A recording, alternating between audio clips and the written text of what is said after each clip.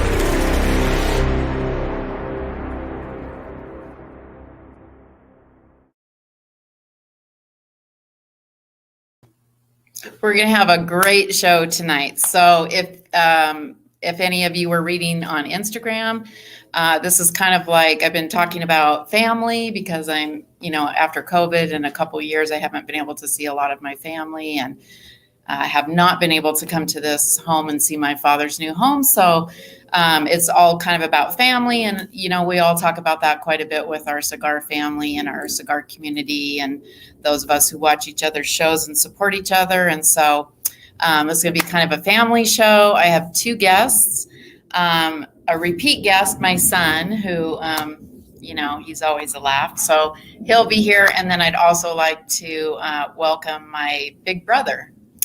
So you guys can come on in on the show. Ooh.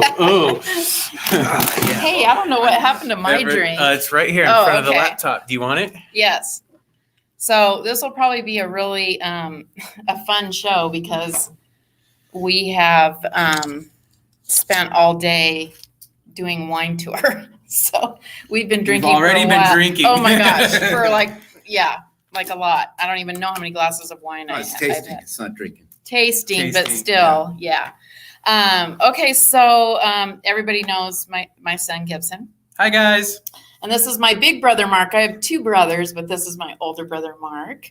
And I would also like to give him a shout out. He is a retired naval officer. Woo. And so I've always been really proud of the service that he's done. And he's had a really long, great career. So we'll hopefully hear some Navy stories and maybe Navy cigar stories. Maybe. There's probably some. Navy stories. So we all got together last night, had dinner and wine, and all those stories come up about family and all the fun, embarrassing things that people do and all that. So, so that's pretty fun. Hi, Kyle. I see that you've signed on. That's very cool. Thank you for being here. We are drinking. Yes. So, we should have got the bottle. Do you want to get the bottle? Oh, I can grab the bottle. Okay. Yeah. Yeah, so we went to 3 wineries today. 3? Here in Boise.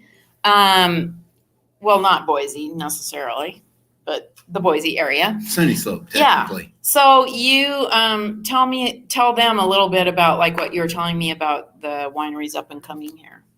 Yeah, so Boise's is in technically sort of what you call high desert. We're 3,000 feet elevation, real dry sagebrush country. But this area has been irrigated, and that has allowed for all kinds of agriculture to develop since the early 1900s. In what we call the Snake River Plain, which was created by this caldera, there's this plain that has just become the fruited plain where all your potatoes come from, all the McDonald's potatoes come from. But more recently, in sort of in this one valley right along the Snake River, there's started quite a wine industry. And what's really pretty neat about it is because the air is so dry here, there's no mold problems and some of the problems that grapes typically have. That's right. They were talking about that. And so you don't have the mold problems, and you can basically control the moisture by what you run through the irrigation system. So, based on the soil and the climate, it is pretty cold winter, which makes it pretty harsh, but based on the soil and climate, there's a lot of potential kinds of grapes that really thrive here. And we're on the same latitude as all the best wine growing regions in Spain and France. And, some varietals do better there. The same varietal does worse here, but some do better here than there. And some do's worse and some do's better. Some do's better. See, like I said, we've gone to a couple wineries. Yeah. Mark, one of our good friends, Cigar Adventure, who says hello. Yeah. He's kind of like the Bear Grylls cigar guy. He goes out in the middle of nowhere, makes a meal, has a cigar. Oh, awesome. It's really cool. So I like him already. Out in the snow. Well, I wanted to ask Cigar Adventure if you've been to Idaho, any region, have you done any travel through here? Quite a bit. Let us know if you've been to Idaho. Let us know where, and probably this guy Mark over here will. One of my favorite videos. By the way. Oh, okay. But anyway, let me finish. Okay. That yeah. Go All right. Hurry up. So just on a short, the wine region is kind of growing here. It's very small, but there's a couple of wineries that are just really. We got an ice wine that won best of class in the West Coast and is winning international competition. So by ones and twos, there's some of our best varietals and best representations are world class. Cool. And so it's kind of a fun area when you go to Boise. It's great to go out in the countryside and have a day of wine tasting. Fun thing to do. Today. It's a beautiful day. Yeah. It's like 72. And we were at a place called Sunny. Koenig Winery today, and he also runs a distillery. He sort of stopped production to make hand wash alcohol during COVID, but it is. Oh, he's back in the production, and he's got all kinds of brandies. We bought. This is what we're drinking. He's got a rye.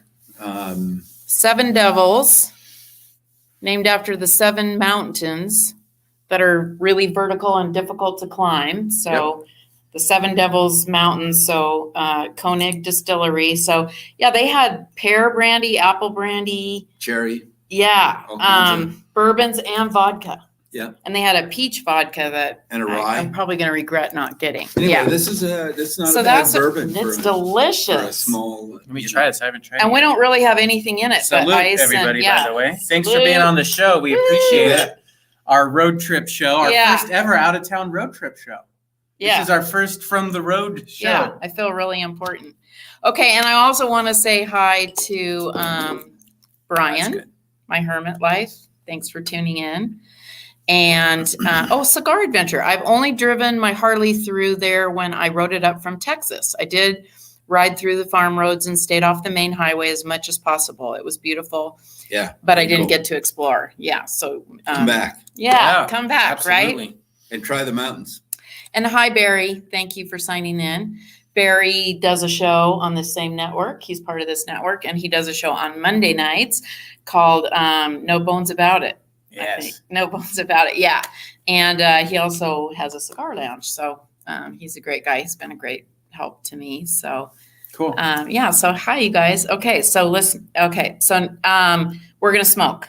Yes. Oh, we're going to get our cigars. Yeah. So because there's 3 of us, I thought we just all smoke the same cigar, but we're a little bit different. So we're going to smoke. You guys have heard me talk about the Bugatti before. We're going to smoke a Bugatti. It kind of goes with the wine because, they're Italian and all that. So the Bugatti that I smoked on the show and reviewed was the white label one, which was a natural wrapper, really creamy, really mild. So these are, I have the Oscuro, you have the Maduro, and you have a Connecticut, but they're calling it a dark Connecticut. Okay. So it's going to be a little bit stronger than typical Connecticut. It's a nice fresh cigar. I mean, right? There's nice sponginess. And they're really, I'll hold this one up to it's just this one, the Oscuro, is just a beautiful chocolate color, but it's really toothy and veiny. This one's a little lighter. We got to get them up to the camera. There you go. That's good. You can see that. Nice cigars. Yeah. And they're Toro. So they're, the white label one I had was a Robusto. These are Toros. And are these really found online more, or I mean, does a cigar shop really carry these, or not so much? I've never seen them in a cigar shop, and I just bumped into that white label one. So if I bought a card, online, do I get a box? I was just gonna say. Well, these, when I bought them, they came all three of these wrappers together. I think it was a pack of 20, so it's kind of nice. Yeah. So. All right, light up. So all three of these are similar in that they have Dominican and Nicaraguan fillers. But mine has, in addition to the Dominican and Nicaraguan, it has Honduran. Okay. So that makes mine a little bit different. Yours is a dark, our audience, you can come out. We have a bench set up for you. Yeah. So yeah, Gibson's, yours is considered a dark Connecticut. Okay. Love it. So I'm not smoking it, so I don't know, but I'm going to tell you that it's going to be, so they're saying it's going to be earthy. Okay. Some peppers and some nuts. Okay. And a medium Connecticut. Great. Okay. Love it. Yours is a Sumatra wrapper. Okay. It's going to be creamy too. So, and woodsy and spicy. So those are some things to think about. Mine's going to be, I don't know. I'll see. Let's I'm go. going to smoke it and then we'll see. Okay. So we're all ready. Here, you want that lighter? So I don't know what everybody feels like there in internet land. We've got a regular straight cigar cutter. I don't know. I got used to going to some of these cigar lounges and doing the V cut. Oh, okay. And I really love the V cut. Well, a lot of, And on the internet, I was telling Gibson, I found a great cutter. It was like $35, gold plated, leather, kind of pops open. Yeah. And it gives you a really nice V cut. I like that. I just think it draws well, but doesn't overdraw. If that makes, everybody kind of has their favorite. Some people like the punch, which is just the hole. I really want my draw to be easy. I cannot stand a tight cigar, so I always do the straight cut. And it's a little bit dependent on the cigar. Some cigars draw.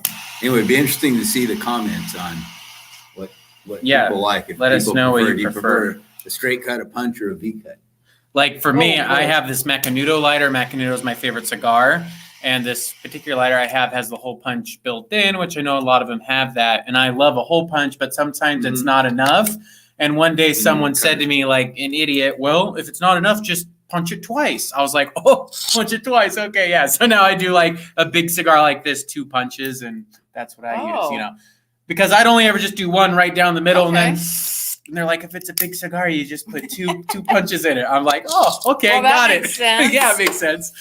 The exception for me would be when I'm camping or out hunting or in the evening or fishing riverside. You just got to do the Clint Eastwood and bite the end off. Oh wow! You can't. Absolutely. Mine's unwrapping a little bit, which is kind of a bummer. But I'll try and work with it. My cigar has a really odd flavor. It does? Yeah. Well, this one is a powerhouse.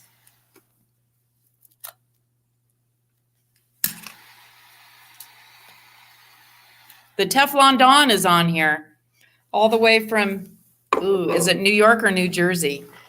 That could be really bad. People from New Jersey do not want to be known as New Yorkers and vice versa, probably. Teflon Don says straight cut. He says straight cut. Yeah, me too. Okay. I like the straight cut, but yeah.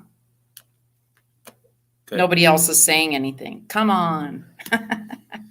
This is what I want to know. When you guys cut a cigar, if you get a little unravel right here on the end, got any tips for what to do? It makes me want to maybe peel it down to the label. My first smoke, I didn't, what was yours first? I chewed tobacco for a while in college and this, that, and the other thing. But, at some point, we started this fishing group. I met a bunch of Navy buddies. And this year we're fishing in Alaska. This will be our 26th year. That's cool. We've gone all over the world. Costa Rica, bill fishing. We started in these little shack way back in the holler in West Virginia. And that was pretty woolly. But one of my buddies, he ended up making admiral, he always kept a cigar in his tackle box. And when he caught his first fish, he lit a cigar. Nice. And I thought, that's pretty cool. Yeah. So I started putting a cigar in my tackle box. Yeah. And I have to admit, I didn't know much about it. And sometimes I'd throw a cigar in there and it might be a little old by the time I got around to it. But, in the end of the day, I sort of associated smoking a cigar with a successful day of fishing. Yeah. And, over the time it grew. Yeah. But that was my first experience was yeah.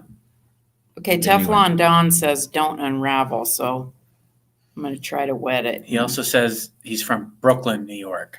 Okay. So we definitely got to remember that. So I we should can't not tell have said someone New who's from Jersey. Brooklyn, New Oops. York that they're from New Jersey. Gotta love Brooklyn. Gotta love Brooklyn. Okay, so he's on this network too, and he does a show with Ray, who's the cigar enthusiast, and their show is on Wednesday nights. Barry says he's wearing the hat. Do you know what that means? Yeah, the hat. Remember the show you were on? You were a guest. Oh, on the hat. And the hat. Yeah, and Barry fell in love with Gibson's hat, and he was like, "What's that hat?" So Gibson showed him the brand of the hat, and Mike Golub, who's a found it mutual online. family friend of ours, took me to this really, hipster, cool store in downtown Portland when I was visiting him, and he bought me this really expensive hat. There isn't a store like that in Portland.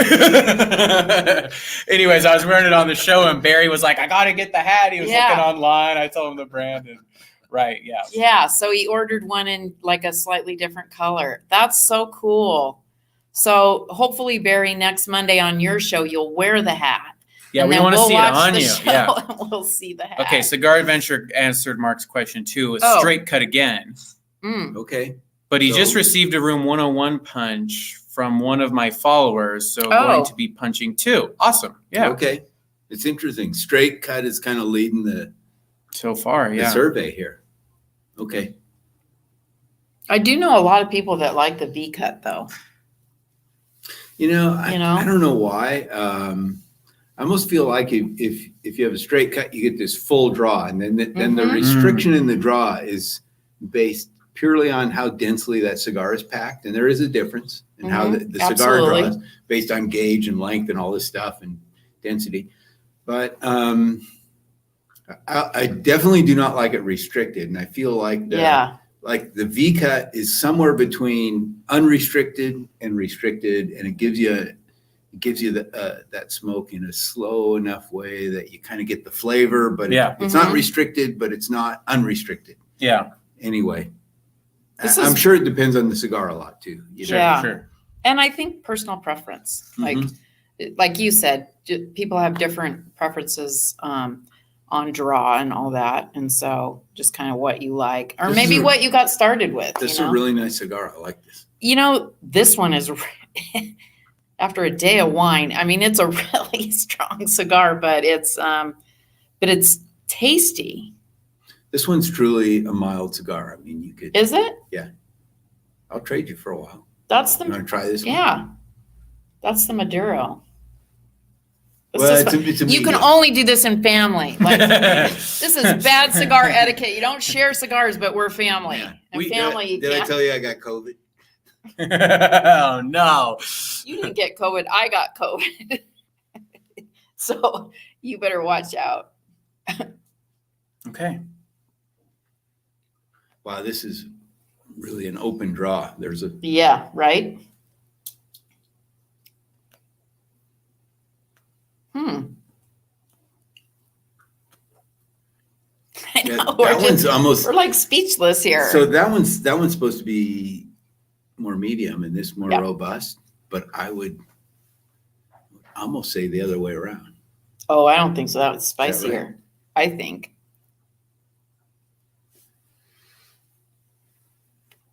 Maybe so. Maybe I just got to get it stoked up. Okay, what about, I've always been curious about, like, in the Navy, is there a cigar culture on board the ship? Like, are there guys that smoke cigars? Or is it frowned upon? Interestingly enough, it'd be interesting to hear if there's any other veterans, but my experience in the Navy was it was all about cigarettes.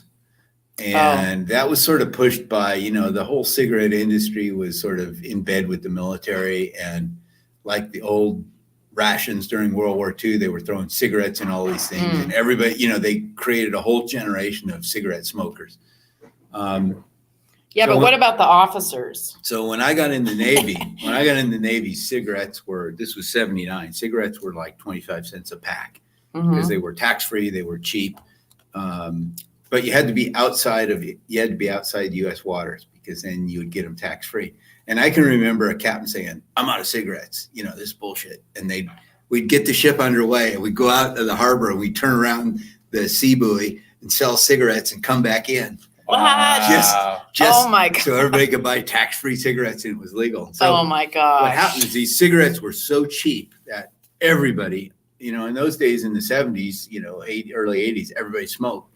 Yeah. And you'd go in like some of the Combat Information Center and there was like just ashtrays by every guy. And there was just a smoking cigarette. And they were so busy using their hands on these consoles that they wouldn't even smoke the cigarette. You'd look and the whole thing was just ash. And the whole space was, and the whole space was full of smoke, so it was really cigarettes. What's going on over here in the audience? We're getting direction from the peanut gallery. We're getting, what do you call that when they have the script on a monitor? Working teleprompter. So anyway, we didn't, I would say there was not a lot, everybody smoked cigarettes and they were so cheap that I wouldn't say there was a lot of cigar smoking. There was later. Then what happened is, the Navy tried to restrict smoking, and I can't remember, what was that senator's name? He was forever from North Carolina. He was like 90 years old.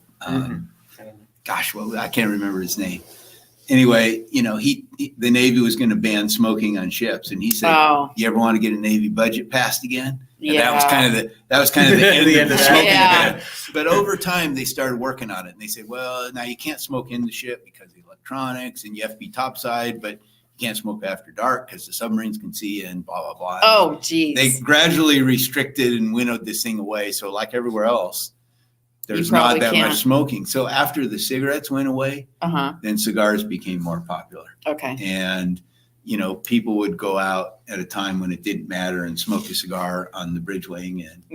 And so I would say they came in later. Okay. And it was more maybe individuals who enjoyed cigars. Yeah. That smoked them. But it wasn't, I would say that, I'd be interested to hear what the internet says and what all the followers say, but I didn't see a big cigar culture in the Navy. Anybody interested to hear if anybody was Army? Did the Army smoke more cigars, or the Marines or something like that? Yeah. Going back here, we had a tip that you asked for. So it says you can use unvented chapstick to hold the wrapper down. Unvented? Barry told us that, yes. What's unvented chapstick? I'm assuming that means maybe like unflavored, like just plain chapstick. That's a pretty cool tip. I like that. I do too. Okay, and Cigar Adventure kind of having problems with the unraveling? Piggybacked off what Mark said. For some reason, I like the V-cut on some of the David Off cigars I smoke. Think it started in Vegas. Brian also said he got his Paul Stulax today. That would have been from our show last week. That's from our giveaway last week. Yeah. Brian said go Navy. Then he said CB here. And then he said so much Navy jargon. Yeah, brings back memories. Yeah. So, what are some of the, like, on your deployments, what are some of the places you went to? Like, I spent most of my time in the Pacific. So there's basically two fleets, the Atlantic and the Pacific. There's others, but that's where the bulk of stuff is. And so I pretty much, in the early days, we did all the countries on the rim of the Pacific, but by the mid 80s, everything was the Gulf and making oil flow. And, it was like, go to the Gulf, go directly to the Gulf, do not pass go, do not have any fun Liberty ports, Yeah. And those of you who have ever gone ashore in the Middle East, it's, there were times when I got better quality of life working on my inbox and going ashore. So, anyway. Wow. Yeah. So Kyle's backing up what you said, Mark. His grandpa was Navy and smoked cigarettes like they were going out of style. Okay. Joseph, he got his Paul Stulax today. So Paul Stulax delivering cigars today from our viewers from last week. Oh, that's so good. He acted quick. I'm glad you guys got him so quick. Barry's piggyback off you, Mark, saying deep V cut, only way to go, and go Air Force. Okay. Oh boy. Where would we be without the Air Force? That's right. We wouldn't have any golf courses, Yeah. But now the Air Force. I'm waiting for the Marines to chime in and say, "Go Navy, you guys give us Brian, a ride to where we need to go." Brian, similar to you, Mark, said that he was Pacific in golf. Oh. Okay. Dubai as well. Dubai, yeah, one of life's garden spots. Oh, is that a joke? Yeah, as long as you like sand. It's the greatest sand garden in the world. Oh, that's great. And Kyle said he got his Paul Stulax yesterday, good. So that's really good. Yeah, I did have. There was one time I was the XO on a cruiser, and I got invited by the captain to eat in his mess, and he had invited the admiral over from the battle group, and the three of us were coming to dinner. And in the captain's cabin. And so, his private steward made this really nice dinner and all that. And I thought, well, I got to contribute something. So we were in Hong Kong. So I went out looking for cigars. Okay. And I found these Cubans. And this was 1984. Okay. And they were $50 a stick. So $50 in Hong Kong was a lot of money. Yeah.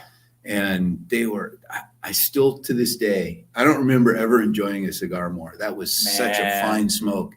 And I brought it there after dinner. And in retrospect, neither the captain or the admiral smoked. But after dinner, I pulled out these cigars and handed everybody a cigar. And they smoked like an inch of it and then left it in the ashtray. And I was thinking, oh, man, this is such a waste. Yeah. These are the most awesome cigars. And you guys don't know what you're passing up. Right. I love both those guys to death. Yeah. They both passed away by now. Oh. One of them but great men, great leaders. Yeah. Loved them, but nice. Yeah. Anyway, I tried to give them a good cigar. Yeah. They only got an inch. Yeah. Well. So Barry said, thank you for serving. And he's headed towards Air Force retirement, almost 40 years. Wow. Yeah. So. And that's a great deal nowadays. They used to be, they kind of started capping your retirement, and now they don't. And so all that 40 years counts toward your retirement pension. And that's a good deal.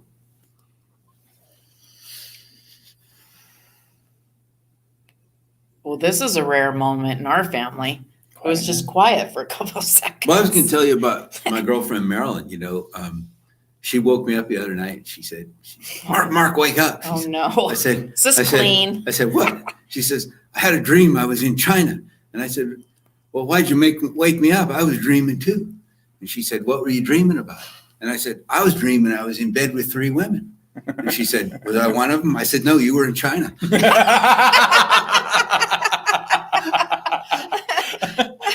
a good joke. Oh, that's a good joke. Use that one. That's a good joke. Okay. Don't use it when your wife's around, but you can use that one. Oh, man. There's got to be military jokes. Like, are there jokes that like the Navy makes up about the Army or the Marines? It goes on forever. It does. And never ending harassment. But, yeah. And a lot of them are recycled. You just change the service depending on who you're telling it to. But yeah. Anyway, what's really good is the military services, and particularly the Navy. The Army was, to me, it was always like a big football team. We're all in this together, and it was really the mentality of a football team. The Navy was very independent. Think of the days of Admiral Nelson. Sail over the horizon, do your thing, come back in 2 years and tell us if we're still a world power, if you're lost and we're done. And so the Navy sort of valued this real independence, and we don't tend to get along with other people, not like the football team mentality. Right. And the Congress finally got tired of this and said, we're tired of supporting 3 militaries. You guys need to work together. And, like for the Air Force guy on here, when we were in the Gulf, we got these Hawkeyes that go up and fly, but you got to turn them around. Maybe you can do 2 cycles. You can get 3 hours out of them, two cycles on an aircraft carrier. Mm-hmm. But man, when the AWACS came on station, that guy'd be there for 12 hours. Wow. And you didn't need deck spot and so when we really, all joking aside with each other, when we started working as a team, all three branches of the military, we really became, there is a symbiotic energy that takes you way beyond. Of course, much more powerful, your individual, right? If you can get beyond that and just work with the other people. Yeah. And I think we're much better for it. We all have strengths and we all have weaknesses, and we work together. Yeah. You capitalize on who's got the strength. Which kind of that makes sense for a lot of things. Mm-hmm. It just makes so much common sense. But Congress had to force it down our throat because none of the services were willing to do this on their own, because it was about money. Yeah. It was about the budget, who gets what money for what ships and what planes and what. And, I can understand there's like an inherent competition, Well, and like if you get Marines who think that they're better than anybody. And if you get down to it, I can't speak for the other service. I wasn't in it, but if you break it down even further and you get inside the Navy, then there's a competition between pilots and submariners and SEALs, and you break it down. So there's, we like to have sort of competition and a little bit of friendly conflict. But in the end of the day, And one thing I've found is, like, especially in the cigar community, there are so many veterans, and they just all support each other, especially once you're out, you're like, it is kind of we all get along together. Except when Army plays Navy and for football. Yes, right. Right. I have to tell you this. I have to tell you, my last assignment, I was at the University of Idaho, and it was Army Navy, and they had an Army unit there, and we had a Navy unit. So what we would do is we would go out, we'd play a flag football game. And by that time of the year, it was always muddy. And so we'd go out in some field somewhere and everybody play flag football because nobody would really get hurt. And we'd beat each other up and get real muddy. And then we go to a bar and drink. So we went to this bar and we're drinking in this bar. And of course, it's Army Navy Day. So the Army's all on one side of the bar and the Navy's on the other side. And we're all looking at each other and, mad or angry or happy because how the results of the flag football game. Right. And so the commander of the Army unit comes over to me and he goes, he says, I should have worn my shirt. He says, I have a shirt that every year that Army beat Navy is on the sleeve. And I said, oh, it must be a short sleeve shirt. Everybody heard this and cracked up. It was kind of a spontaneous really joke. But a lot of fun, Yeah. But all good. That's very cool. Good fun. Yeah. So the first time I ever had a cigar was with you at my high school graduation. Yes. I said I wanted to have a cigar for my high school graduation. You supplied. We sat on the patio. We had it right before the ceremony. I think we had dinner, had a cigar, and then went to the ceremony. So. You were kind of a rebel, weren't you? Yeah. Wasn't that the ceremony where they inspected all of you because you couldn't pull any crap? Yeah, you had to unzip. Will you tell the story? Yeah, it's hilarious. They kept saying, you cannot decorate your graduation cap, you cannot decorate your gown, you cannot wear anything underneath that says anything. Your T-shirt, So I had for a long time, for a year plus, wanted to wear because I was a big Disneyland kid, wanted to wear a Mickey Mouse graduation hat that they sell in the park. And during graduation season, you get them embroidered with your name and the year on it. And I was like, when I graduate high school, I'm going to wear that hat. So, and of course, he brought it up to me, and I was like, yeah, do it. So our yearly trip rolls around prior to graduation. We go to Disneyland. I get my hat. I get back to school, and this is when they make the big announcement. You have to wear what we provided for you. And I'm just like, they'll be checking. Remember, you knew they'd be checking. I said, I'm going to wear that freaking hat. I've been thinking about wearing it for years. Yeah. This is a big deal. I'm going to wear that hat. So she helped me get it tucked in down behind the back of my pants. Yeah. Which worked out really good because we went into this big green room and you basically had to flash the vice principal. You had to, zip down your robe and go like that. Well, I was a goody two shoes. Wait, before you tell him about what happens, you have to tell him that by the surprise of all of us, you got the biggest award. We're not there yet. What are you okay. I'm a total goody two shoes in high school. So, the vice principal comes up to me and I don't even, gives me a congrats. We're so proud of you. She didn't even inspect me. I didn't even have to worry about it. I didn't even get inspected. So I go walking out to my seat. You know, I'm sitting on this hat. I got it tucked in beside me. And every year I went to Cleveland High School in Portland, Oregon. They give out this award, the Golden C, and they give it to 4 seniors that have made a lasting impact on the high school. Oh, it's a huge award, and none of us knew anything. I was talking when they so I'm sitting there, they're calling the names, of like, the class president gets one, the most popular sports player gets one, the girl that went to National Spelling Bee and won. Who got the Presidential Merit Scholarship. Right. All these kids are getting one, and then they get to the last name, and I'm sitting there, and they go, and Gibson Reedy. Yeah. And I'm kind of sitting there, and the girls I'm sitting with go, like, they called your name. I'm like, for what? They're like, they just gave it out an award. So I go, oh my God, please come up to the stage. And I'm like, I got this freaking my God. And in the back of my and I got to walk I could see up it to the from stage. The bleachers. You go walking up there and I'm like, oh my God, look at the bulge in the back of his gown. Like, people are going to wonder what he's got in the back of his pants. Right? Yeah. So then it came time to, they're done giving out all the awards, blah, blah, blah. And it came time to go up and get your diploma, right? Yeah. And you go by row and you go behind the stage. So I was going to make the switch, like right before I went on stage so no one could say anything. So I'm about 5 people to the vice principal who sends you to the principal who reads your name, right? And I'm about 5 people away. And he's looking at me. Him and I are really good friends too. He was a Disneyland guy. I take off my school hat and I drop it down the side of the stage. And he's already gone. And he's going. And I reach in the back of my thing and I pull out this Mickey Mouse.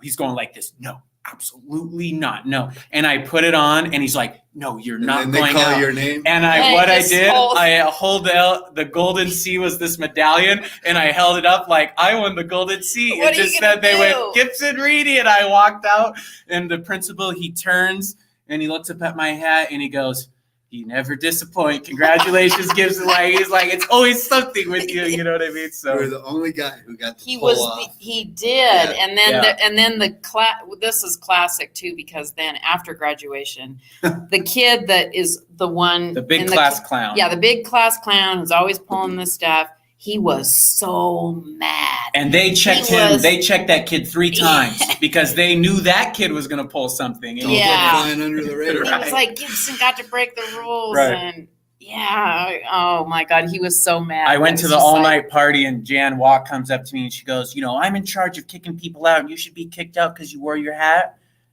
And she pauses and she goes, but you've never done anything wrong in 4 years. So I'm going to allow it this time. Now get out, move along. You pull up the Golden C. I got the Golden C. You can't say anything to me.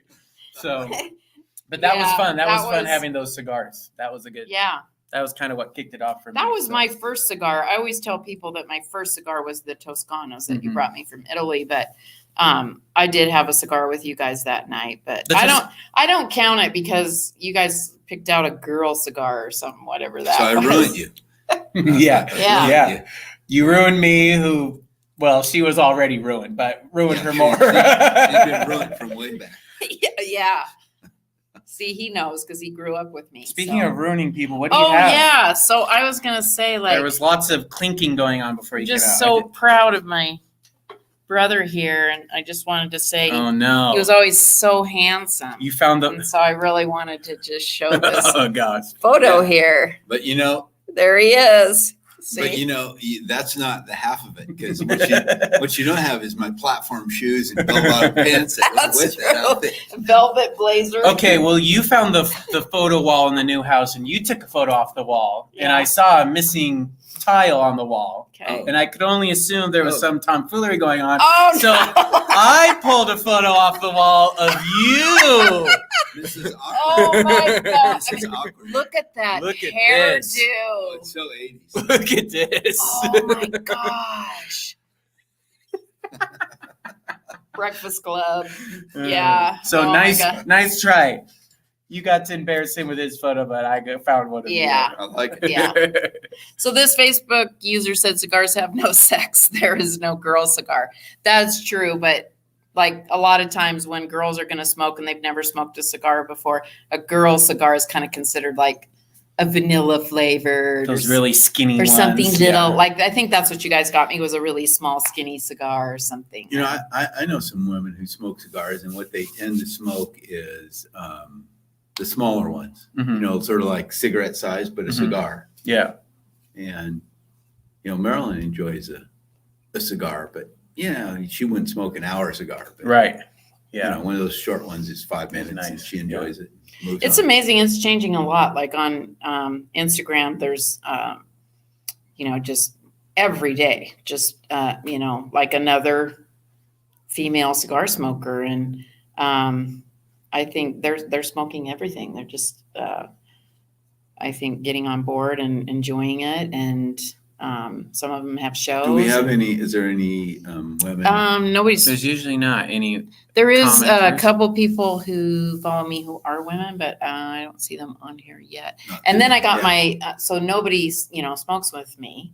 I didn't have anybody to smoke with unless, you know, I'm around Gibson. But so I got my friend Amy to start smoking. So that's what I did. I started her out on these Tatiana cigars that are flavored, like chocolate and cherry and vanilla and all that. And now she's up to, she kind of went to a Connecticut wrapper, like a little milder cigar. And now she's like kind of in the medium bodied range. I look at it like coffee. You know, you give all kids a cup of coffee when they're, you know, 12 years old, and they say, this is horrible. How could you drink it? And, or bitter chocolate, you know, not sweet, not milk, but a bitter, non-sweetened chocolate. And that's an acquired taste that you grow into. And we were just wine tasting today. You know, everybody can drink a sweet, syrupy wine, but some of the more quality wines are, you know, particularly the more bold wines and the more tart, robust, and leather and tobacco, and you know, that's a little bit of a developed, acquired taste. And the cigar is no different. It's the same thing. You sort of develop. And I was the baby in the group today because I like sweet things. And so there, I'm looking at the menu. This one tastes like strawberries and watermelon. I'll have that. This one tastes like vanilla and caramel. I'll have that one.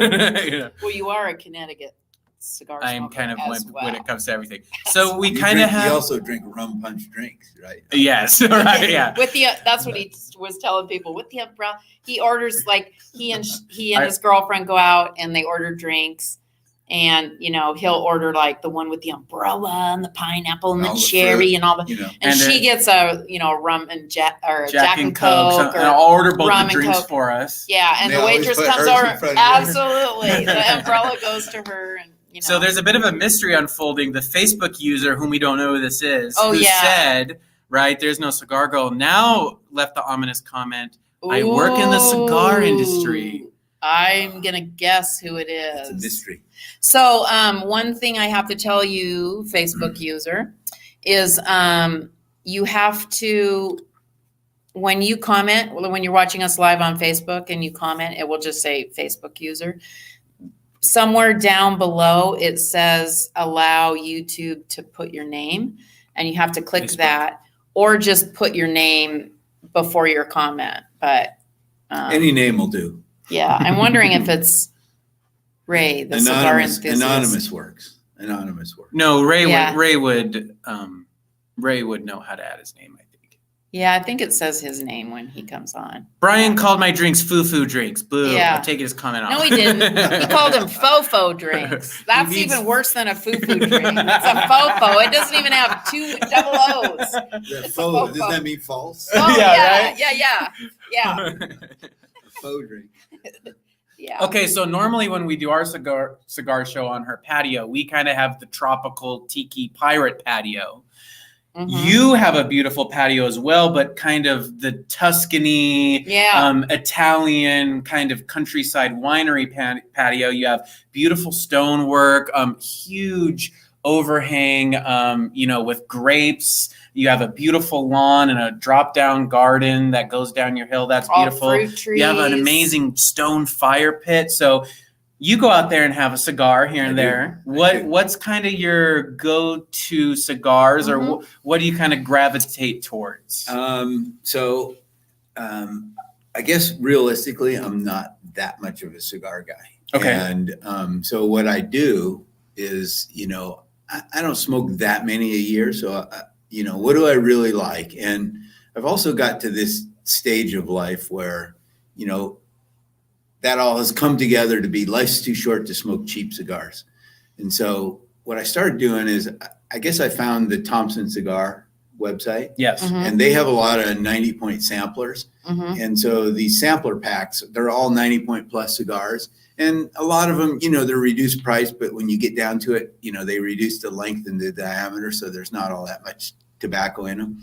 But it's a really nice way to experience and smoke a lot of good cigars. Yep. Mm-hmm. And so I and try different ones. Yeah, and I got yeah. accustomed to smoking good cigars. Yeah. So I don't smoke enough that, I need to smoke ragweed. And so, Yeah. Right. Yeah. So I won't smoke a cigar that's less than 90 points. And over the years of doing that, I kind of got centered on a couple of them. I started when I lived in Europe for a while. I was getting these, this brand Leon Jimenez, which I really like. And I would buy boxes of those.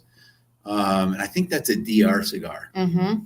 And then, yeah, that sounds really familiar. I think I've had one before. Lately, I've got onto My Father's. And oh yeah, I like Arturo Fuente.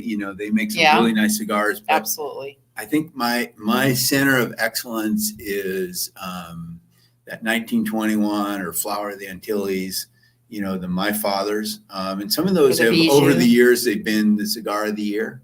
Yeah. And they're kind of up and down, and the difference between those top cigars is so subtle, and it sort of moves around a little bit. But I really like My Father's, and that's kind of been, for me, that's been, I've kind of buy a box of some really high-end My Father's and enjoy those. And so my fishing group this year, everybody brings cigars. And this year we're going to Alaska. That's awesome. Halibut fishing out of Homer. And I got a box of My Father's on the way. Nice. And so that's kind of lately been my go-to. But I would say, like with both alcohol, wine, and I tend to move around. I'll drink something for a while, or I'll smoke something for a while, and then, okay, I've kind of got that down, and then I'll move to something else. And it may be almost as good, but it's different. Yeah. And different is good as almost as good. And so I like to kind of, smoke something for a while, a couple of years, and then I'll move, and then I'll move, and I'll move. And, alcohol for me is very seasonal. There's different drinks that, hot drinks that you drink in the winter, spicy cinnamon whiskeys with apple. And margaritas come out in the summer. And in the summer, I like, white crisp wines on the patio or, or mint juleps, I grow some really great mint that I grow this, it's called Mexican spearmint. And I used to find it a lot. Now I don't know if it's the name thing that they've taken it away, but that. Oh, because you can't say it's Mexican. Yeah, there's so many different kinds of mint, but this Mexican spearmint is so aromatic and so flavorful. It makes the most incredible julep, and I like those during the summer. A julep on the patio is great. Mint julep. So I'm the same with my cigars. I'll move around a little bit here and there, depending on the season and where I'm going, what's going on. But well, and I think, like, for me, I kind of categorize cigars. I've talked about this before, but so bear with me. I kind of categorize my cigars into two categories. So you kind of have the Cubans and the very traditional cigar, and then you have which is, there's kind of a like right now it's just very popular, these boutique cigars. Where they're really, and some of them have crazy names, but they're kind of just playing around with stuff. And some people are just really stuck on that Cuban thing. Like, you got to have a Cuban or from one of these, companies that's been around 150 years or more. And it's kind of like when we did the wine tasting today. The guy wanted me to taste the wine in a certain order, and I was like, "What? That's ridiculous! I want this that guy one." Was resilient on my mom because he had a certain order. The wine menu was listed in the order they recommended you drink them in, whichever ones you're going to choose. And she was skipping around. Yeah. And he was just like, "Well, are you sure you don't want to have one of these ones first? Are you sure?" Yeah. And he did that several times. He came to the table and did that. And when you do that to her, that only makes her cement her position more. And, you know, like, you're never going to win her over. She's just going to be like, now I'm definitely going to do it the way I said I'm going to. But I mean, I think that every time I smoke a Cuban, like a true Cuban, they taste different, yes, but they have an underlying taste profile that is similar. It's kind of like the traditional cigar. The boutiques are fun because you have all these different flavors, and they're fun to smoke like at different times, you know, whether it's a breakfast cigar, you know, like they have some of the ones that's like interesting. Drew I've had breakfast beers. I've had breakfast whiskey. Oh my gosh. There's There's a lot of cigars that have, one of the dominant notes will be coffee. And like Drew Estate makes the Java. I can see that. Yeah. I can see that. And those are delicious with a cup of coffee in the morning.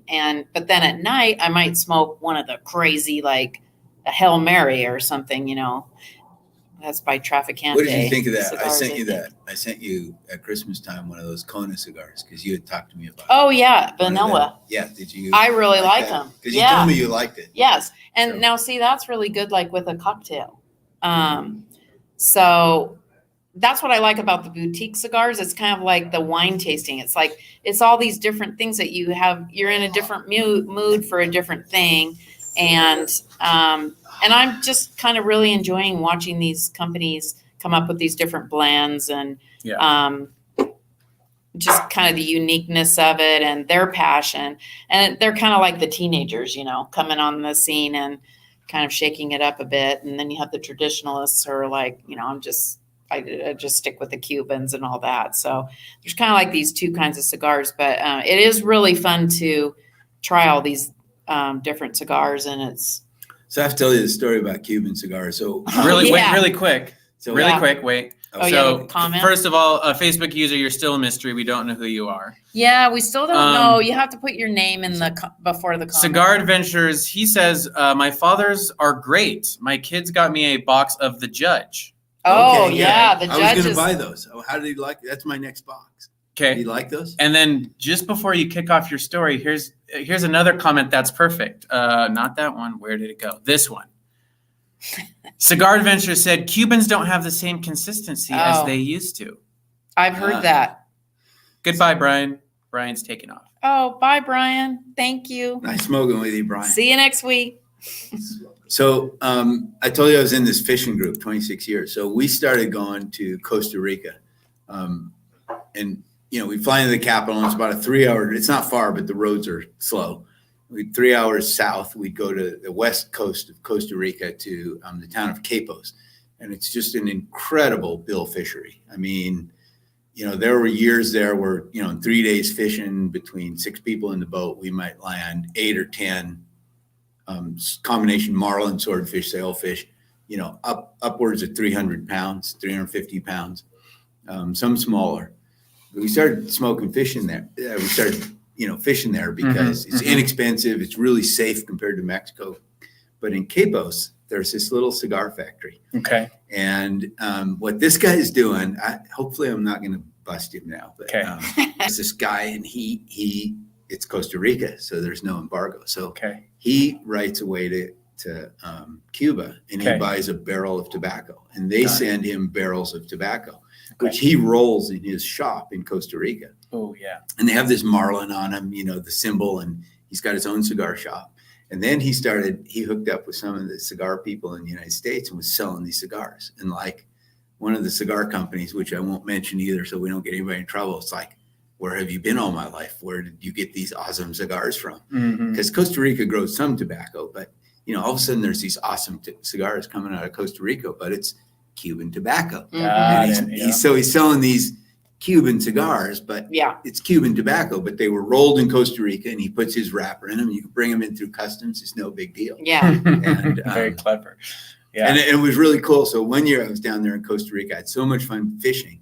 Went down there with the family, and I took my daughter, who was at the time 21, young and glamorous and thin and all this stuff. I took her into the cigar shop. She still is. And this guy was very enamored with her. And he said, you know, she picked out all these cigars, and it was like, you know, they're not completely cheap, but they're a good price. But, you know, she had quite a bill, you know, $125 or something. And he goes, I'll tell you what, he says, I will give you these cigars if you take pictures of yourself smoking them. Oh, okay. And send them to me that I can use in my marketing. Well, we were staying we had bought through a charity auction this house, which was $11,000 a week. It was this phenomenal house. So there was these, they had 3 bars in the house. One was 80 feet up in the canopy and, 4 kitchens and a guest house and these vanishing edge pools and all this stuff. So there was all these awesome settings to take pictures of her, drinking wine. I remember those pictures. And so we sent all these pictures to the guy. He was over the moon. Everybody remembers those pictures. Yeah. We got a bunch of Who knows where those pictures are now? now? So, anyway, I mean, and I always had to pay for my cigars. Life isn't fair, Yeah, right. Just, if you got it, use it. Yeah. Honestly, that happens to me too. And I mean, sometimes I'm kind of embarrassed by it, but it is true.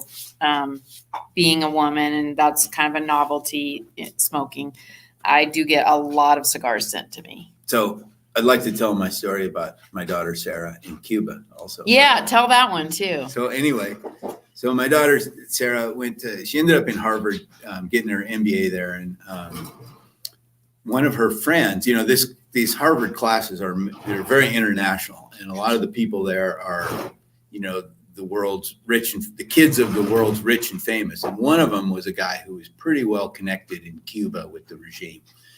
And as his business, which you have to start, and that was when relations with Cuba were starting to thaw, he was, as his business you got to build for Harvard Business School, is he was building a tourism business to bring Americans to Cuba. And so he set up this model business, and during spring break, he signed up 25 of his peers to go to Cuba with him to go on this Cuba tour. Mm-hmm. And she was quick to jump on that. Mm-hmm. And so she got this tour of Cuba set up by this insider. And they had a wonderful tour of Cuba. But one of the things that was included in this tour was he took them to a cigar factory. And she tells this wonderful story. So they meet the Cuban handler, the minder. And he's gonna take them on the tour, and they take them into the first room, and they show him pictures of, and talk to him about Cuban tobacco and the history of Cuban cigars and all this stuff. And then they're gonna go to the rolling room, and so they go up, upstairs in this building, and he opens the door, and they open up into this wide room. And this room just has rows and rows of, think of the old-fashioned sort of traditional school desks. There's rows and columns, and this whole room full of women sitting at these desks rolling cigars. And they're all sitting there dutifully rolling cigars, and they got stacks of cigars and tobaccos, and they're making these cigars. And all of a sudden the minder goes, excuse me, he says, I have something to do. And he walks across and exits out a door out the far side of this room. And as soon as that door goes boom and close, every one of those women, like they were spring loaded, pops to their feet. They reach in their purse, they grab a handful of cigars, they come running up to these kids, and they're like selling cigars at 10% of the cost. They're let's make a deal. And they're selling these cigars. And this goes on for about 10 minutes, and all the kids are buying cigars and all this stuff. And then there's like a rattling at that door, this noise, commotion. And all the women instantly sprint back to their seats and sit back down and roll like nothing happened. And he comes waltzing in. He goes, okay, I've taken care of my business. We're ready to go on with the tour. And so they go on with the tour. Wow. And the tour ends in the cigar shop for the factory. And all the cigars are like 10x the prices they just paid for them. So, and good for the ladies. So much for capitalism thrives even in communism. Anyway, deep in communism. Yeah. I still have, she told me this story. I wasn't there. She bought some cigars for me and gave me some great cigars in this Che Guevara box, which I still have. That's really cool. Which is awesome. But I just get such a kick out of that story. It's classic Cuba. So I can't wait for Cuba to open and be able to go there. And like I was telling Gibson the other night is, if you look on Airbnb, you can not only buy houses, but you can buy experiences. Oh, okay. And one of the experiences that's widely listed there is, we'll take you to dinner and we'll take you salsa dancing, and it's so much per person. Sure. But one of the experiences that's all over that is, we'll take you down to the cigar region, and you can go to visit some of the cigar places, factories, and get a bunch of cigars. And I've just been, I can't wait for the opportunity. Hey, the studio audience can't make a bunch of noise and stuff, guys. Thank you. Sorry, keep going. So anyway, I'm looking forward to the date that we can travel to Cuba. As of now, right? I was saying, the only way to go to Cuba is it's technically not illegal for you as an American to go to Cuba. It's illegal for you to spend money there. So if you want to smoke a Cuban cigar in Cuba and visit their industry, the way you do that is you buy a ticket to, say, Vancouver, BC. Yeah. And then, you show customs your passport. You say, oh, I'm just going to visit Canada. Right. And then you go to the airport and you buy a ticket to Cuba. Yeah. And you go to Cuba and you just go cash. So you don't use your card or anything. Mm-hmm. And you go have a cash vacation in Cuba, and then you fly back to Vancouver. And then you come back across the border. Where have you been? Well, I've been visiting Canada. It was really nice. Yeah. And you come back home. So anyway, you can go to Cuba and experience Havana and the cigar industry and all that. But, that's awesome. But anyway, you didn't hear that from me. Right. La, la, la, la, la, la, la, la. But there's always good tips. And one thing we didn't hear from Cigar Adventures is that he loves Costa Rica, and he just brought some over. He means a long time ago, of course. Not just recently. But long ago. Long ago, yeah. And it looks like we actually have 2 Sotels, Sisters of the Leaf. Oh, nice. Who have joined us, Jessica and Heather. So Jessica said, great family show. So yeah, it's kind of fun. I was gabbing too long. I let it go out. I know, right? Mm-hmm. Okay, so the bourbon made at the winery is really delicious. Yes. What are you guys thinking? I like it. Yeah, it's really good, right? Okay. I'm not sure what Heather means here. Allison Trainer. I think they're talking to each other. There's some people like Brian and Cigar Adventures were having a conversation too. So people do talk back and forth. That's Which all we right. love that, Talk amongst yourself. Yeah. Don't let us be the only ones talking. Yeah. So I was just thinking while we were sitting here doing this show and 3 of us are smoking a cigar, it's like Dad moves into this house and this quiet, beautiful neighborhood. None of his neighbors have any problems with him. And then one night, what are those loud people in this? My house, cigar smell coming in my house. Hey, this is Boise. It's a very live and let live community. Is it? Yeah. Really? Oh, okay. Good. Good. Being offended is a choice. Nobody does that around here. Yeah. Yeah. So are we going to pair a film? Or are we going to kind of break from tradition this week? We could pair a film. Okay. So I started out with that cigar, and that's the cigar I was going to pair the film with. My film is going to be, I forgot the name. Oh, no. That one film with the guy. The Italian film where they're driving all the cars. The Italian Job. Italian Job. Dun, dun, dun, That's what I'm going to pair with that movie, because don't you think it's spicy and it's a journey and it's high speed? I'm pairing it, and it's Bugatti, so it has to be an Italian movie. So I'm pairing it with the Italian Job. Also, but in the Italian Job, they also end up on, there's a huge chase sequence on Hollywood Boulevard in the Italian Job, correct? Isn't there? Yes, but they go through Italy too. Right. But I'm saying, for us also Hollywood. Okay, so that's there. a connection. Yeah, right. I'm saying it's a great film to pair. Okay, Mr. Connecticut, are you going to jump in there and try and do a film pairing? Yeah, no, I have a film pairing. It's not necessarily Bugatti related, but it is car related. It has to be related to the flavor of the cigar. This is how this works. I know. I realize that. Okay. You didn't let me finish. Okay, I'm just saying it's not like something that has a Bugatti in it. Oh, okay. But I'm comparing it to the film that came out a year or 2 ago, Ford versus Ferrari. Yeah. Matt Damon was in it. It was a classic race car movie. It's, very Southern California, a very colorful film, a very fast moving film. And this cigar is really, obviously it's a lighter cigar, has a lot of flavor. It kind of reminds me of like sunshine, light flavors, warmth, very warm cigar. And that movie's like that. There's lots of scenes where they're out in these airplane hangars, pushing their cars to the max. What was the name of that movie? Ford versus Ferrari. Oh, yeah. It was really good. It was kind of about the competition between those 2 race teams and finding who could have the better driver, who could have the better engineer, who could have the better engine, and pushing their cars to get faster and faster to compete against each other. So it's a really great film. It was really good. And it's all filmed in our area as well, Southern California and stuff like that. That's perfect because it matches the cigar, but it's also car related. Right, exactly. See, I tried. Okay, so I got to move. So we're going to put you on the spot. Okay. You have to do it too. I got to move. Again, Bugatti, it's got to be cars. And I remember that Bugatti used to have a fragrance years ago. It was called Bugatti Black. You were telling me about that. Really? It came there was a rubber ring around it. It looked like a wheel, and it had rubber was one of the scents, rubber and cedar. It was a wonderful fragrance. And I looked it up the other night. They don't have it anymore. They have Pure Black they sell now, which has cedars and, again, it looks like a good fragrance, but it's definitely different than it was. But But I ended up with the more robust cigar. Yeah. So because we traded. More robust and gritty. So I'm thinking of a movie that, since I got age on all these people, I'll take you back a long ways ago. There was a movie that was probably in the 70s. Is it silent? There was a Charlie Chaplin movie. But there was a movie came out in the 70s. Steve McQueen. Again, way back. It was called Le Mans. Yes. And it was a very rough, gritty movie about Le Mans. Oh, that's a great pairing. For this, spicy, gritty, real, strong cigar, Le Mans is my pick. I love it. If you haven't seen it, if you're young, watch it. It's a good movie. Cool. That's cool. That's a great Steve McQueen too. Mm-hmm. Wow. Yeah. Yeah, that's a classic right there. So yeah. Perfect. See how easy it is? We have any suggestions from the other people? Well, they're smoking something else.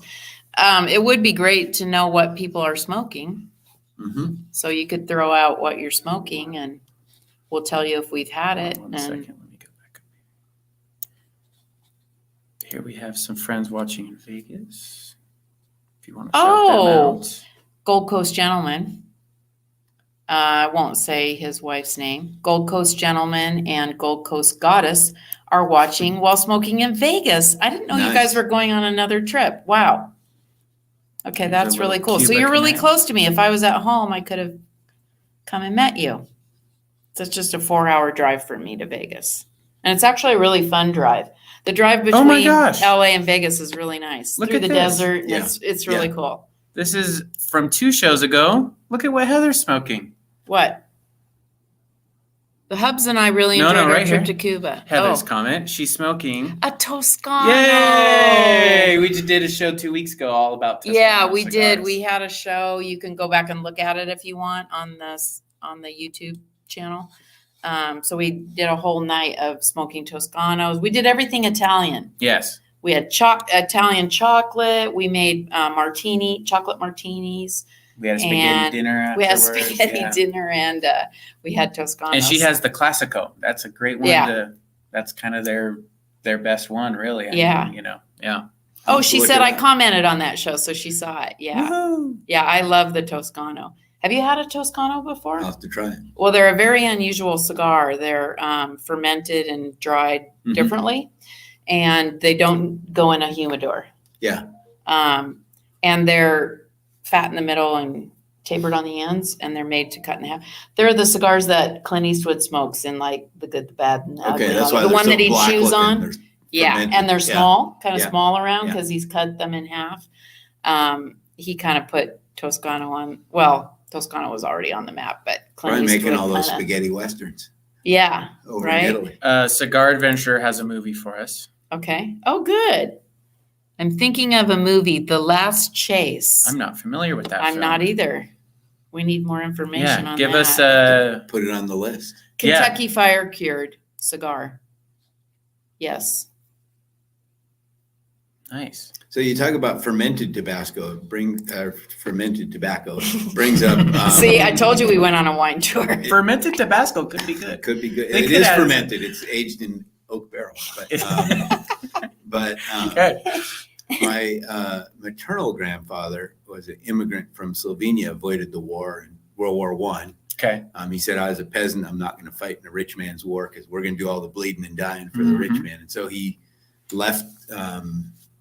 It was the Habsburg, the Austro-Hungarian Empire at that time, but he left station to station, walked out through Switzerland and got on a French boat, came to America and moved to Chicago, and he needed a job. So he worked first. He was a teamster so he worked at Marshall Fields, taking care of their horses, but then eventually went to work for U.S. Tobacco and worked for him for a full career and retired.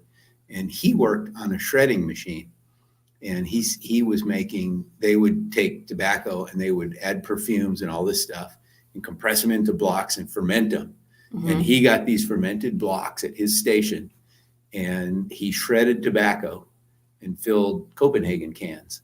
Oh, and that's right. He said they made 20,000 pounds on his shift and 20,000 pounds in the evening shift of Copenhagen. So he worked, many years shredding fermented tobacco. And Grandma worked at the tobacco company too. I think she did also. Yeah. There's no way we'll be able to show this on camera, but your cigar smoke, because you keep kind of twitching your hand as you talk, mm-hmm. and as the smoke goes that way, it makes these little loops. Intense spirals. Mm-hmm. It's really cool. I've cultivated that. That's your signature. The spiral smoke. So this is really cool. Heather said Thelma and Louise had a heck of a car chase. That would go great with this cigar as well. Yeah. And also, I have to say that Thelma and Louise, at the end they go off the cliff. That would really explain the ash that fell in my lap about 15 minutes ago that I let just sit there because I didn't want to be like, ouch. You didn't do the ash dance. No, I can't. I'm stuck between you guys. This is a great show. You got all this equipment here, but we forgot the ashtray, which is making right. I know. Yeah, we're gonna have to clean this patio. Look at it. Look at he's over there. Mm-hmm. Yeah, we'll have to sweep it up. And here's Cigar Adventure again for you. The last chase is hard to explain. It's with Lee Majors and Burgess Meredith. Wow. What? Hard to find, but I like it. What was that? It was called The Last Chase? Yeah, it's called The Last Chase. Yeah. But, Burgess nowadays, Meredith. you got to be able to find this on, oh, yeah. Amazon Prime or probably. Netflix or one of those. I mean, you got to be able to. I'm going to look for it. I'm going to watch it. Movies. Oh, so I was going to tell you when we were talking about Cigar Adventure. So his deal is he just trucks out into the middle of nowhere, sets up a fire, cooks. Mm-hmm. One of the videos I saw, he made like steak and potatoes and it was like broccoli or cauliflower or something, like this beautiful, and it was snowy. Mm-hmm. And he makes this beautiful dinner and smokes a cigar and films it and then leaves. But one of the best videos he has, and I tell people about it all the time, is it's just like, well, there's photos too, but in the video, you just see this nice little rolling brook or creek, and sitting in the creek on little legs is like a rotisserie, mm-hmm. and on it is a chicken, mm-hmm. and there's a little wheel with paddles, and the water in the brook is turning the little wheel, which is cranking the little thing, and the chicken is cooking. I was just like, that's pretty cool. This beats anything you see. Exactly. And it beats anything you see on like Man versus Wild or anything. So he's hopefully maybe start a show and start showing this stuff.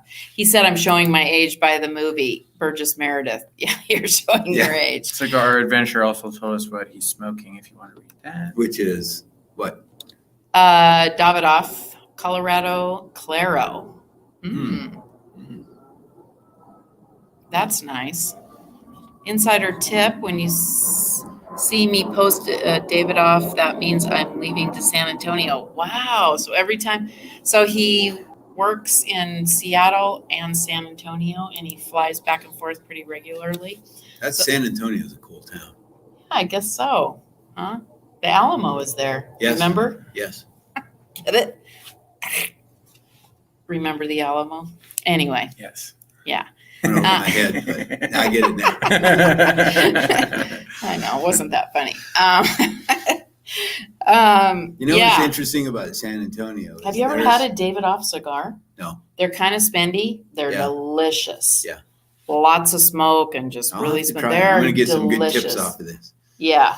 So. Yeah. Mm-hmm. Mm-hmm. So. Okay, you started to say something. Do you remember what it was?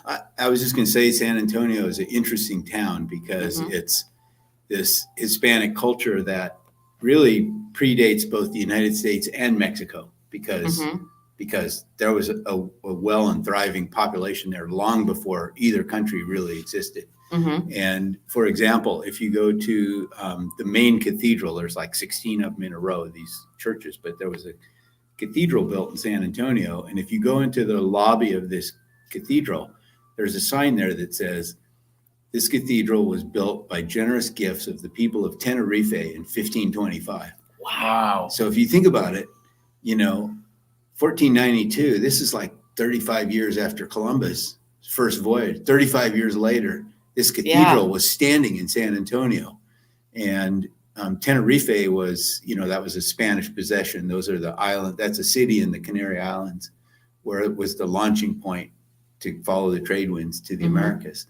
And it's just incredible, the history in that part of Texas. Gosh, no kidding. It's really, and then in the lobby of that, they took all the people, Daniel Boone, Davy Crockett, they exhumed all their remains. And there's a sarcophagus that contains all the remains of a bunch of the guys who died at the Alamo. And San Antonio is a great town. If you look at, you want to go into it and kind of explore early American history. Yeah. There's a lot of remnants there. And it's just a cool town and a cool culture. I like it.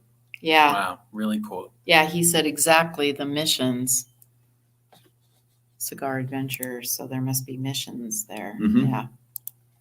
Yeah. I'll have to go there. I have a couple places on a list that I'd like to see, but. Yeah. And every year they have a fiesta. I didn't even know it, but I ended up there for Fiesta Week. And so they have this huge, it's the town party. And they have that river walk, they call it. Yeah. So the river flows through, it's all developed around there, and you sit down right along the river. Yeah, I've heard that's They have beautiful. a big parade, and the floats actually float, Oh. They're on this, and it's on the water. You get a table alongside the river walk, and it's really spectacular. Cool. That's magical. Awesome. Great place to have a cigar. Yeah, absolutely. We're always looking for good cigar locations. Yeah. Boy, it's nice to do a cigar show when there's not police helicopter flying over, airplane. It's the paparazzi. I can't. Off-road dirt bikes ripping up and down the street, whatever that is that rips up and down the street. That guy every who owns night. that motorcycle. Yeah. So very quiet out here. It's very quiet. Yeah. I have to pick a good cigar for my kayak trip and take one of those with me. Oh yeah, that's coming up in a week. You don't have your cigar picked out yet. I don't. Oh my. Oh boy. No pressure, everybody. He needs a cigar picked out for a big trip he has coming up. The Davidoff would be good, but don't take it on that trip. Why? It's too highbrow for that kind of trip. Oh, but it's perfect for sitting on a sandbar in the canyon. Okay. Well, then I would recommend it. Enjoying the stars and a Davidoff. I like it. Uh-oh. And I talked too much too. Mine went out. And so we're in Boise, Idaho, and there's a cigar lounge. Well, there's four at least. I thought there was one specific one. There's one specific one I want to go to, and you're going to ask me the name, and I can't remember, but was rated really high on Yelp. Mm-hmm. Yeah, so hopefully maybe we'll make it there, and yeah, that'll be fun. Okay, there's not a lot of comments going on, people. Any questions? We probably bored them to death. No, they're never bored on my show, I don't think. I hope not. I'm looking at the time because the vault. Wait, let me see what the other options are. If that's the one, the vault. That's the one I wanted to go to. Yeah. Yeah. Cool. Yeah. Look at that. We have a fact checker today. Yeah. Oh, okay. Barry, I think, has a suggestion for Mark. Okay. Oh, yes. The Rockefeller. Okay. Art of Magic. That just came out. When are you going on your trip? In a week. Oh dear. I don't know if we can get it fast enough. No pressure. I think that just came out. I mean, I'm just seeing it on Instagram, and I was like, oh, this looks really good. It has a rabbit coming out of a hat or something like that. The Art of Magic. Yeah. Wow. Okay. Rockefeller is a line of cigars I really like. Is there one specific in that line, I wonder? Or so the Art of Magic is kind of new. And then I have some Rockefeller cigars. I might be able to send you a couple before you leave. Barry's review of the cigar. You were correct. It just came out. Yeah. Fantastic. That's a pretty good review. It was fantastic. Oh. okay. Okay. Hey, Barry, is there another cigar that maybe would be a little easier to get our hands on right now for him that didn't just come out in that line that you like? If you know one, let us know. I think the one that's really delicious, and I sent it to you once, was The Last Cowboy. I enjoyed that cigar. Do you remember that cigar? Yeah. So the one I sent to you was unusual in that it had a string around it, like a tobacco string. It was made out of candela leaf, which is the green leaf. Mm-hmm. So that's the more kind of sweet and grassy flavor. So they make the little rope out of that candela leaf and wrap it around. And it was kind of a limited edition. That was actually and I can't really get that nice, one now. That was a really nice cigar. I remember that one. Yeah, but just the Last Cowboy, even without the little candela rope, is a really delicious cigar. Kind of medium strength, but that was lots of flavor. That was delicious. I mean, you look at it, it's kind of this gnarly cigar. The Last Cowboy, you think it's going to be this really strong cigar, but it's actually not. It's very flavorful. Or I thought, because it was kind of rough. Yeah, it was roughly rolled, very juicy. And sort of, yes. Yeah, I didn't expect it to be a high quality cigar, but it was. Yeah. It was a very high quality cigar and really nice. I enjoyed that cigar. What's that one? Try the Cafe 19. Well, here's someone responding to our first question. Okay. Which was, if you can't get the Rockefeller Magic, it sounds like maybe try the Rockefeller Gold. Oh, yeah. Okay. And then here's another suggestion. I have a Rockefeller Gold at from home. Barry. I can mail it to you. If you know that cigar. Maybe some of these cigar lounges might have. They I don't might. know if they're distributed yet. Rockefeller is really boutique. Yeah. They're. Where are they out of? Florida. Okay. They don't really have. The only place I think they're in California is Northern California.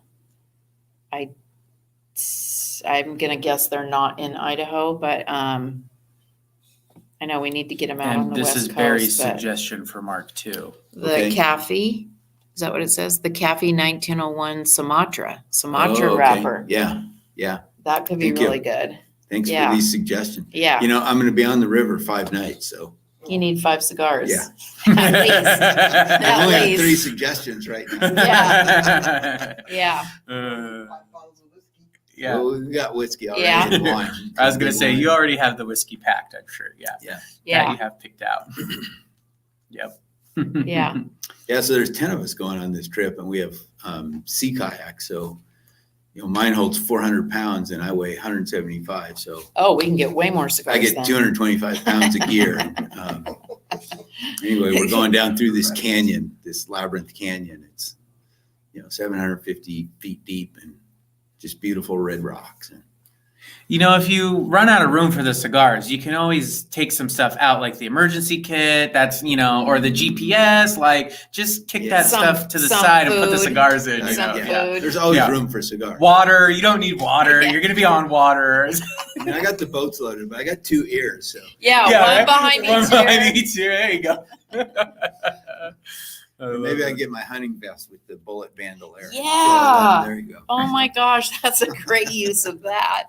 Oh, here's another suggestion from Allison. Mm-hmm. The Hoya de Nicaragua Cabineta would be great for your business trip.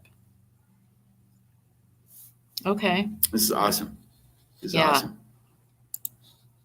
Perfect. Yeah, that's a good cigar too. I've had that too. Yeah. Okay. I love it. That was a good show. Is it that time already? Wow, we're almost a half hour over. We are? 1:23. Oh, so YouTube's already cut us off, but Facebook lets us talk as long as we want. Okay. That's great. So we're going to go have family. Oh, Cigar Adventure is interested in the kayaks, it looks like. Oh. OMG, sea kayaks.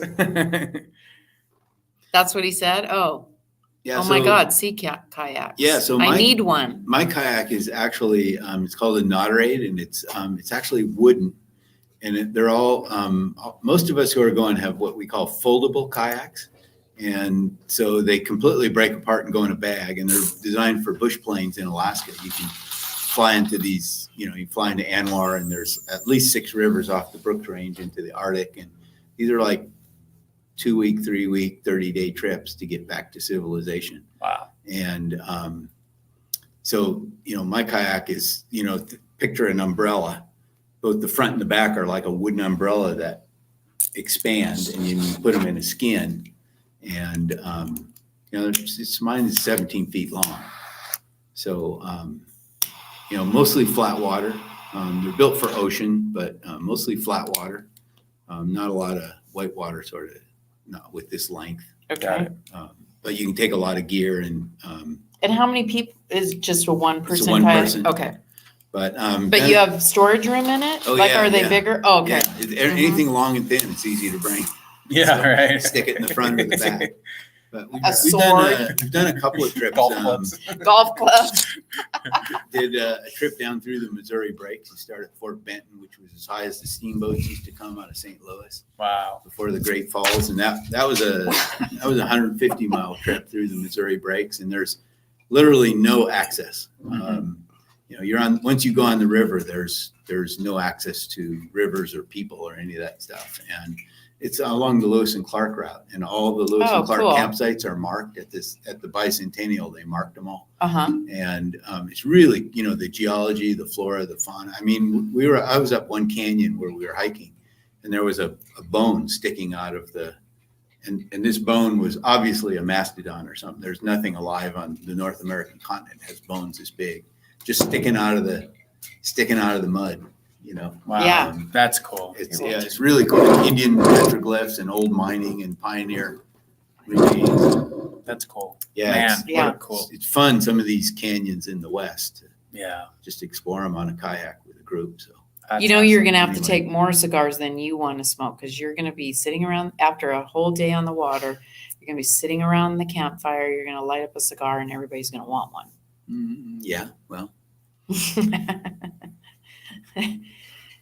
Yeah. So Barry said it doesn't matter how long we talk, that even though it gets cut off of YouTube, they upload it later. Oh, okay. So the whole show will be there. Cigar adventurer. He wants one that can go in the ocean. He wants to kayak the ocean. Oh, okay. The San Juan Islands. There we go. That's where he's wanting to go. Yeah. San Juan Islands. So that's where my father used to live, on Whidbey Island. And so we've all been around the San Juans quite a bit. Yeah. That's a big sea kayaking area because there's more flat water. You're not open ocean.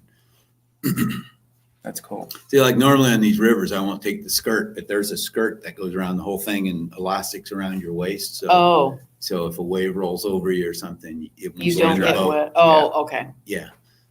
Yeah. But I don't take that on these flat water rivers. You don't need it. So cool. Nice. Okay. Okay. Well, I think I think it's a wrap. Woohoo! Enjoyed. Thank you for the suggestions, everybody. And I'm going to look into those and try and acquire some of those. Yeah. Yeah. Thanks a lot. So, that's a wrap on the show. So you know what I always say, be kind, keep chasing your stars. See you next week. Sorry, I didn't get it.